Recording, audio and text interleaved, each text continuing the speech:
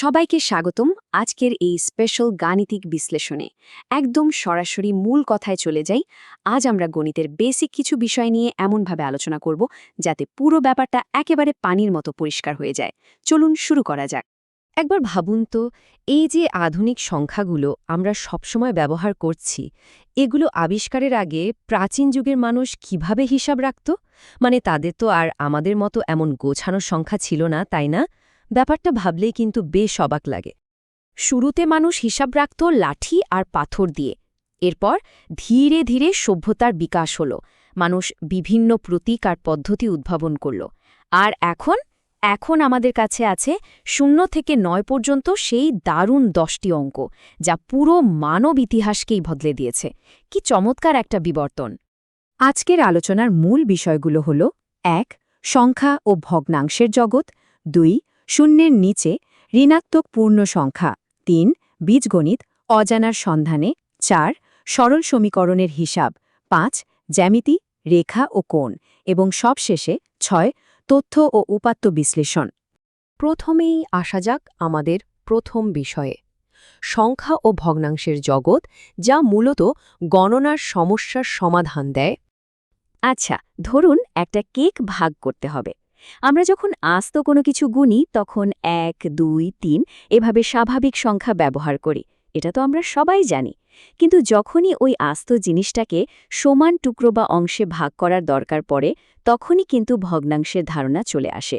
বিষয়টা আসলে পানির মতো সহজ। একটা আস্ত জিনিসকে ভেঙে গাণিতিকভাবে প্রকাশ করার দারুণ উপায় হল এই লব আর হর। এবার চলুন দ্বিতীয় বিষয়ে যাই, শূন্যের নিচে ঋণাত্মক পূর্ণ সংখ্যা, যা দিকের সমস্যার সমাধান করে। 0 এটাকে শুধু একটা ফাঁকা স্থান বা কিছুই না ভাবলে কিন্তু মস্ত বড় ভুল হবে। সংখ্যারেখার কথা চিন্তা করলে 0 হলো একটা বিশাল গুরুত্বপূর্ণ কেন্দ্রীয় পয়েন্ট বা বেসলাইন। মূলত এখান থেকেই সব কিছুর পরিমাপ শুরু হয়। আর এই শূন্যের চেয়েও যে ছোট এক জগৎ আছে, সেটাই হলো ঋণাত্মক পূর্ণ সংখ্যা। শূন্যের ওই বেসলাইন থেকে নিচে নেমে যাওয়া কিংবা পেছনের দিকের গতিকে বোঝাতে সংখ্যারেখার ঠিক বাম দিকে এদের বসানো হয়। মানে একদম আক্ষরিক অর্থেই শূন্যের নিচের জগৎ। ব্যাপারটা আরেকটু পরিষ্কার করি, ওই যে তমা আর সালমার সংখ্যারেখার দারুণ খেলাটার কথা মনে আছে? লাল ছক্কা মানে হলো ডান দিকে বা ধনাত্মক দিকে যাওয়া, মানে +6, আর নীল ছক্কা এর মানে হলো বাম দিকে, অর্থাৎ ঋণাত্মক অঞ্চলে ঢোকা। যেমন -5 মানে পেছনের দিকে 5 ধাপ পিছিয়ে যাওয়া। কতটা বাস্তবসম্মত একটা উদাহরণ, তাই না? এরপর আমরা কথা বলবো 3 নম্বর বিষয় নিয়ে, বীজগণিত অজানার সন্ধানে, যেখানে আমরা অজানা সমস্যার সমাধান করি। অনেকেই ভাবেন গণিতে আবার অক্ষর কেন? আসলে এক্স, ওয়াই, এ, বি এইগুলোর ব্যবহার কোনো বাড়তি ঝামেলা নয়, বরং এগুলো গণিতের এক ধরনের সুপার পাওয়ার। এই চলকগুলো জাদুকরি প্লেস হোল্ডার হিসেবে কাজ করে। মানে যে মানগুলো আমরা এখনো জানি না, সেগুলো খুব সহজেই এগুলোর মাধ্যমে প্রকাশ করা যায়। একটা বীজগণিতীয় রাশির মূল গঠন কিন্তু খুবই সিম্পল।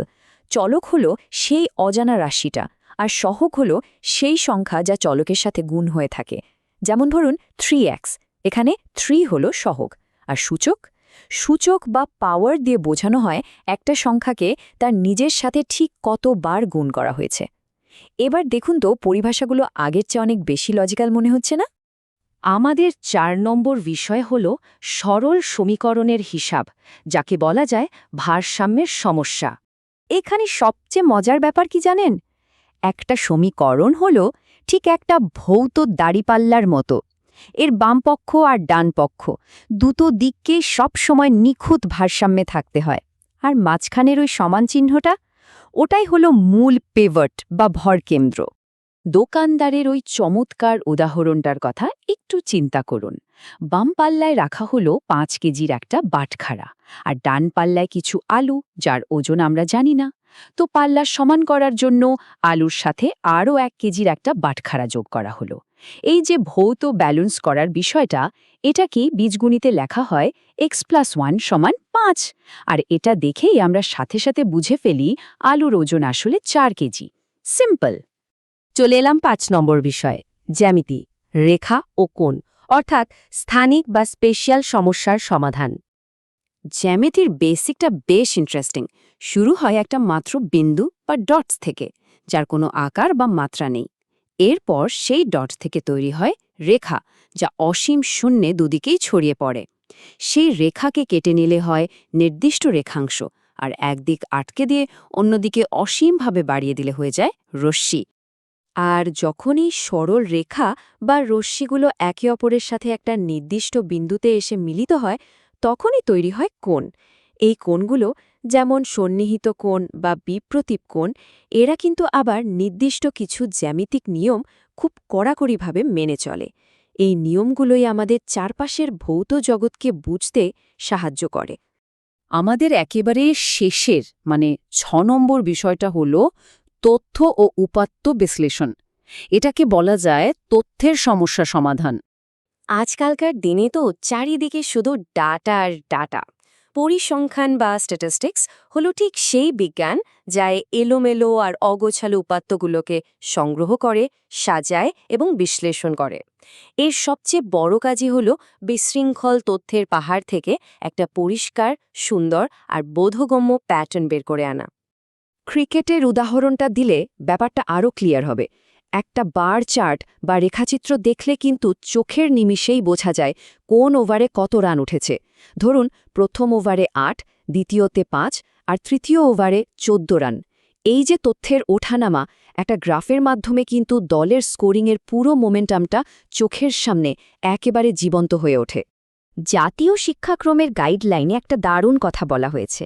শিক্ষা শুধু জ্ঞান বিতরণের জন্য নয়, বরং দক্ষ মানব সম্পদ গড়ার মাধ্যমে একটা সমৃদ্ধ জাতি গঠনের জন্য।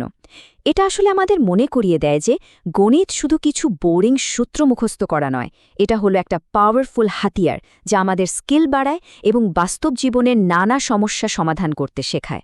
বিশ্লেষণের একেবারে শেষে এসে একটা প্রশ্ন রেখে যেতে চাই।